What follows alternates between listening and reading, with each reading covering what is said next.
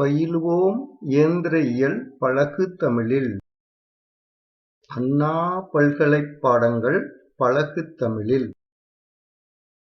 வழங்குவது தமிழ்மெத் Thalamuthu. Hi students, இன்று CE 8395 CE 6306 Strength of Materials. இதில் second unit Transverse Loading on Beams and Stresses in Beams. இதில் module number 2.17. 2.17 ஒரு ப்ராப்ளமாக கொடுத்துருக்கேன். Solve the given problem. 8 marks ஒருத்தான ஒரு part B ப்ராப்ளம். இதுவும் ஒரு சிம்பிளான ஈஸியான ஒரு ப்ராப்ளம் தான். ஓகே, இப்போ பார்ப்போம். A simply supported beam of span 6 meter is carrying a UDL of 2 kN per meter over the entire span. இப்போ ஏபின்னு ஒரு பீம் இருக்குது, சிம்பிளி சப்போர்ட்டட் பீம். அதனால் அதனுடைய எட்ஜஸில் தான் 2 சப்போர்ட் இருக்குது. இதில் ஃபுல் ஸ்பேனுக்கும் யூனிஃபார்ம்லி டிஸ்ட்ரிபியூட்டட் லோட் இருக்குது. அதனுடைய இன்டென்சிட்டி வந்து 2 kN per மீட்டராக இருக்குது. Calculate the magnitude of shear force and bending moment at section 2 meters from the left of the support. இந்த லெஃப்ட் சப்போர்ட்லேருந்து 2 மீட்டர்ஸில் இதை டின்னு வச்சுக்கிடுவோம். இந்த இடத்துல இருக்கக்கூடிய shearing force and bending moment நம்ம சொல்லணும். இது ரொம்ப சிம்பிள் தான். இந்த இடத்துல பாயிண்ட் டிங்கிற இடத்துல ஒரு கட்டிங் செக்ஷனை கொண்டு வந்து வச்சோம்னா அந்த இடத்துல என்ன ஷேரிங் ஃபோர்ஸ் இருக்குது, என்ன பெண்டிங் மூமெண்ட் இருக்குதுன்னு ஈஸியாக ஃபைண்ட் அவுட் பண்ணிடலாம். ஒன்றும் கஷ்டம் இல்லை. அது தவிர also draw shearing force diagram and bending moment diagram. இப்போ இதில் கிவன் டேட்டாவில் லென்த் ஆஃப் த பீம் வந்து 6 மீட்டர்ஸ் கொடுத்துட்டாங்க. UDL intensity 2 kN per metre நம்ம போட்டோம். இங்கே சிங்கிற ஒரு பாயிண்ட்டு மிட் பாயிண்ட் எடுத்திருக்கிறேன். இது ஈஸினஸ்க்காக தான் நான் எடுத்திருக்கிறேன். யூனிஃபார்ம்லி டிஸ்ட்ரிபியூட்டட் லோடை எப்படி நம்ம கால்குலேஷன்ஸ்க்கு கொண்டு வர்றோம்? லோடு இன்டென்சிட்டியை அதனுடைய லென்த்தால் மல்டிப்ளை பண்ணி W இன்ட்டு எல். டபிள்யூங்கிறது தான் intensity, small W intensity into L. அப்போ 2 × 6 12 kN இந்த பீமுக்கு மேலே இருக்குது. ஒரு பாயிண்ட் லோடாக அதனுடைய மிட் பாயிண்டில் ஆக்ட் பண்ணுறாப்புல நம்ம அசியூம் பண்ணி தான் கால்குலேஷன்ஸ்லாம் போட போகிறோம். அப்போ இந்த மிட் பாயிண்ட்டு சிங்கிறத தான் நான் நோட் பண்ணியிருக்கேன். To draw shearing force diagram and bending moment diagram. இப்போ சொல்யூஷன் போவோம். சொல்யூஷன் போகிறதுக்கு முன்னால் சைன் கன்வென்ஷனை பார்த்துருவோம். இது ஷேரிங் ஃபோர்ஸ்க்கான சைன் கன்வென்ஷன். இங்கே ஒரு கட்டிங் செக்ஷன் இருக்குது எக்ஸ்ன்னு. கட்டிங் செக்ஷனுடைய லெஃப்ட் ஹேண்ட் சைடில் அப்வேர்ட்லையும் ரைட் ஹேண்ட் சைடில் டவுன்வேர்ட்லையும் இருந்தால் அது பாசிட்டிவ். அதே சமயத்தில் கட்டிங் செக்ஷனுடைய லெஃப்ட் ஹேண்ட் சைடு வந்து டவுன்வேர்ட்லையும் ரைட் ஹேண்ட் சைடு அப்வேர்ட்லையும் இருந்தால் அது நெகட்டிவ். இது வந்து பெண்டிங் மூமெண்ட் டயக்ராம் போடுறதுக்கான பெண்டிங் மூமெண்ட் சைன் கன்வென்ஷன். ஒரு பீம் வந்து இதே மாதிரி அப்பர் போர்ஷன் வந்து கான்கேவாக கிரியேட் ஆச்சுன்னா இது வந்து பாசிட்டிவ். அப்போ ஷேக்கிங் ஆகிறதுக்கு என்ன வேணும்? அதனுடைய லெஃப்ட் ஹேண்ட் சைடு மூமெண்ட் வந்து கிளாக் வைஸ் இருக்கணும், அதனுடைய ரைட் ஹேண்ட் சைடு மூமெண்ட் வந்து ஆன்டி கிளாக் வைஸ் இருக்கணும். அப்படி இருந்தால் அது வந்து பாசிட்டிவ் பெண்டிங் மூமெண்ட். அதே இது நெகட்டிவ் பெண்டிங் மூமெண்ட்னால் இதே மாதிரி ஹாக்கிங்காக இருக்கணும். ஹாக்கிங்கிறது வந்து பீமுடைய கான்வெக்ஸ் சர்ஃபேஸ் வந்து அப்பர் பொசிஷனில் இருக்கணும், கான்கேவ் சர்ஃபேஸ் வந்து பாட்டம் போர்ஷனில் இருக்கணும். இது மாதிரி கிரியேட் ஆகிறதுக்கு இதனுடைய left hand side bending moment anticlockwise டைரெக்ஷனில் ஆக்ட் பண்ணணும், right hand side bending moment வந்து கிளாக் வைஸ் ஆக்ட் பண்ணணும். இந்த கண்டிஷனாக இருந்தால் இது வந்து நெகட்டிவ். நம்ம இந்த சைன் கன்வென்ஷனை தான் யூஸ் பண்ண போகிறோம். அதனால் இதை ஏதாவது ஒரு இடத்துல உங்களுடைய கால்குலேஷன் போர்ஷனில் இதை போட்டு காட்டிடுங்க. இப்போ சொல்யூஷன் போவோம். சொல்யூஷனில் முதல் ஸ்டெப் என்னன்னு சொல்லியிருக்கிறேன், இதனுடைய ரியாக்ஷன்ஸ் கண்டுபிடிக்கணும். இங்கே வந்து RA RBன்னு 2 ரியாக்ஷன் இருக்குது. இந்த 2 ரியாக்ஷனுடைய வேல்யூஸ் நம்ம ஃபைண்ட் அவுட் பண்ணணும். நமக்கு இது நல்லா தெரியும். இது வந்து சிம்பிளி சப்போர்ட்டட் பீமில் 2 சப்போர்ட் தான் இருக்கிறதுனால இந்த 2 சப்போர்ட் தான் மேலே ஆக்ட் பண்ணுற ஃபுல் லோடையும் பேலன்ஸ் பண்ண போகுது. இந்த ஃபுல் லோடுங்கிறது என்னன்னு சொல்லியிருக்கிறோம், capital W, that is 12 kN நம்ம சொல்லியிருக்கிறோம். அப்போ இந்த 12 kN தான் ரெண்டும் ஈக்குவலாக ஷேர் பண்ணிக்கிட போகுது. RA is equal to RB. இது வந்து எதுக்கு equal? That is total load divided by 2, capital W divided by 2. That is intensity of the load 2 Total length is 6 meters divided by 2, that is 6 kilonewton. RA is equal to 6 kilonewton and RB also equal to 6 kilonewton. Okay. இப்போ ஒரு first part நம்ம முடிச்சிட்டோம். அடுத்ததாக shearing force diagram போடுவோம். Shearing force டயக்ராம்க்கு shearing force calculations வேணும்.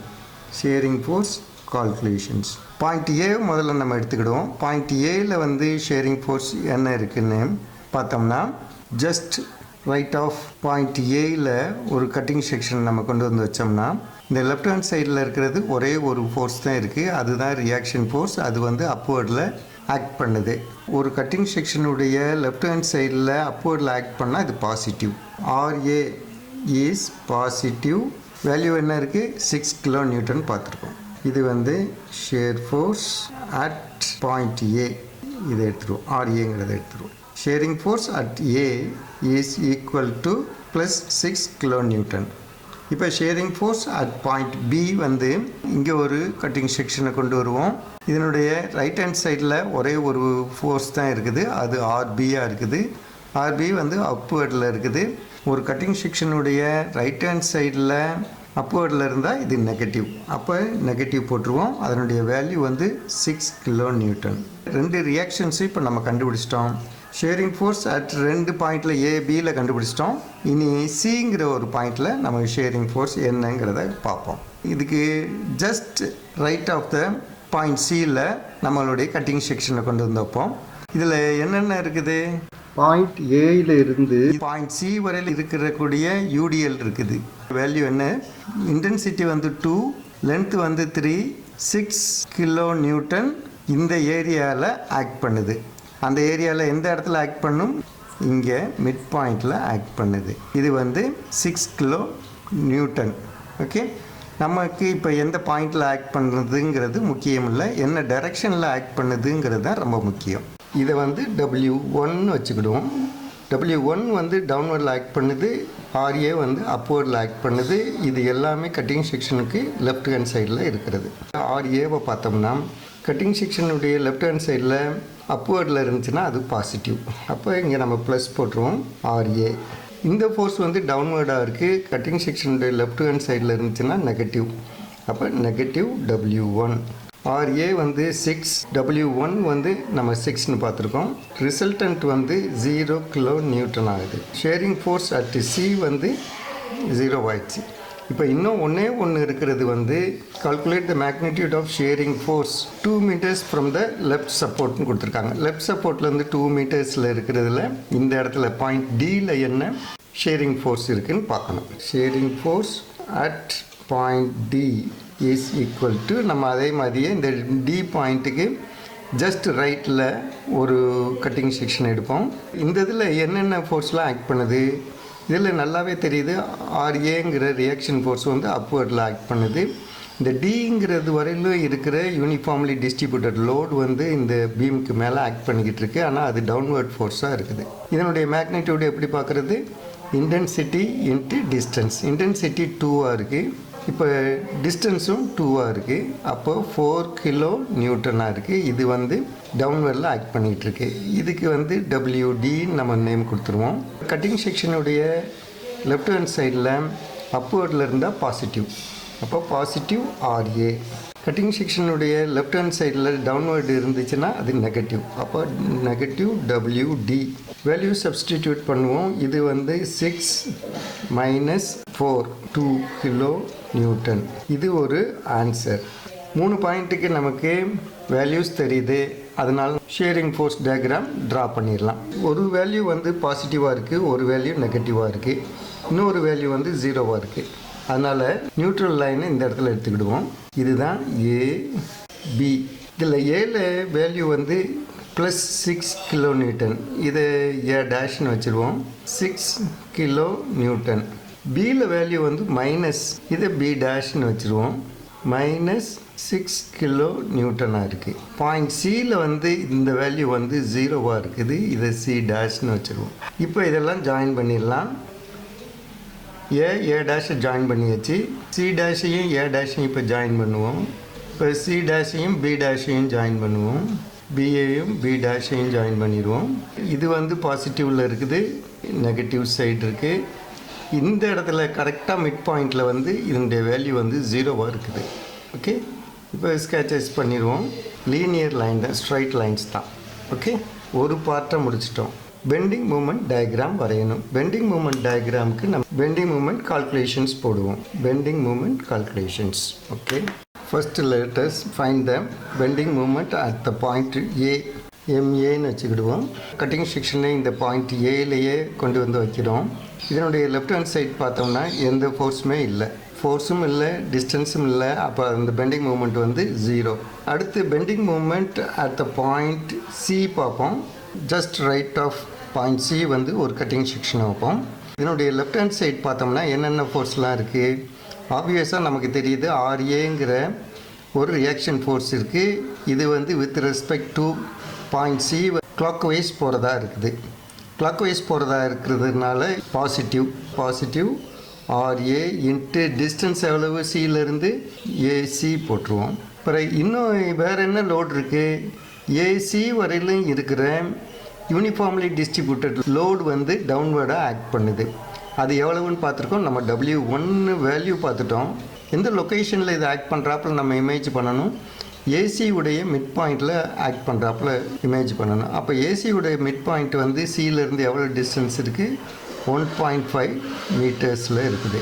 அடுத்த bending moment வந்து வித் ரெஸ்பெக்ட் டு சி எடுக்கும்போது கட்டிங் செக்ஷனுடைய லெஃப்ட் ஹேண்ட் சைடில் கிளாக் வைஸ் பண்ணுச்சுன்னா அது வந்து நெகட்டிவ். அப்போ நெகட்டிவ் போட்டுருவோம். வேல்யூ வந்து W1, டிஸ்டன்ஸ் வந்து of the distance of AC into AC divided by 2. Value போட்டோம்னா ஆர்ஏ வந்து 6, ஏசி வந்து 3 மீட்டர்ஸ். இங்கே W1 வந்து 6, AC value 3 divided by 2, that is equal to 18 வருது, இங்கே 9 வருது. So it is 9 kilo Newton metre. Point பியில் இருக்கிற பெண்டிங் மூமெண்ட் பார்த்தோம்னா bending moment at point B MB is also 0.